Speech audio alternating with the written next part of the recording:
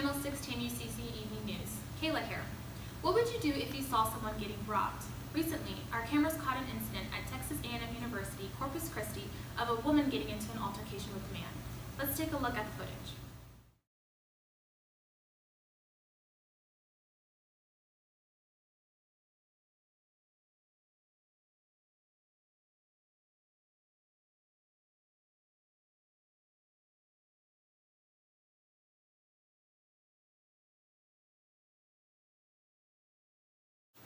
Edna will have more on the scene. Edna here at the scene where it all went down. What we witnessed here today is called the Bystander Effect. The Bystander Effect is a social phenomenon that shows that individuals are less likely to help a victim when more people are present. Surprisingly, you would think the more people there are, the more likelihood that someone will help in an emergency. But clearly, that is not the case.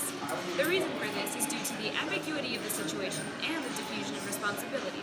Because there are more people around, everyone assumes that everyone else is responsible for helping, or that someone has already done so.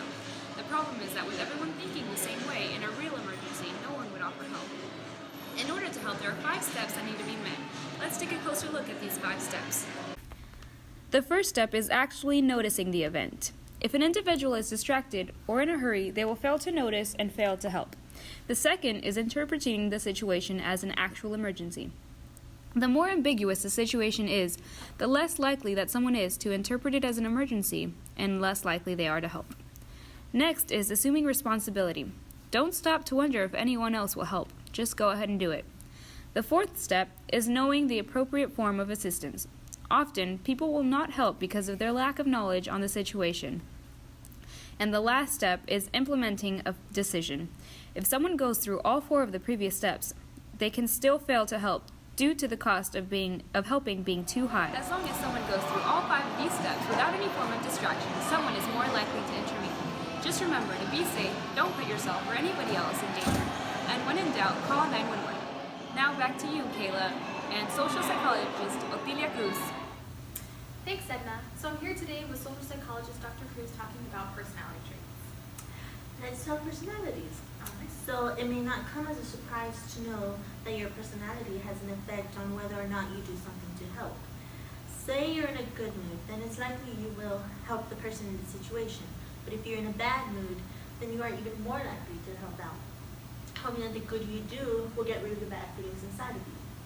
So I hear that evolutionary psychology theory is one of them. Can you explain that? Sure.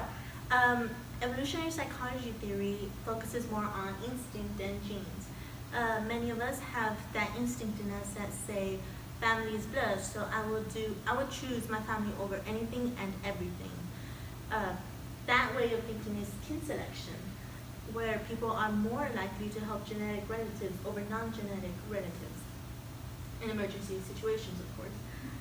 Then there's something called the reciprocity norm, whereby people hold the expectation that helping others will increase the likelihood that they will help them in the future, sort of like what you see in some movie scenes when someone saves another person's life, and they say, hey, don't mention it, one day I'll need your help, no questions asked.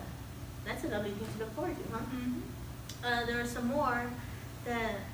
There's another one called the social exchange theory, and they argue that we do not hold good intentions or big enough hearts to help people out of the goodness of our hearts.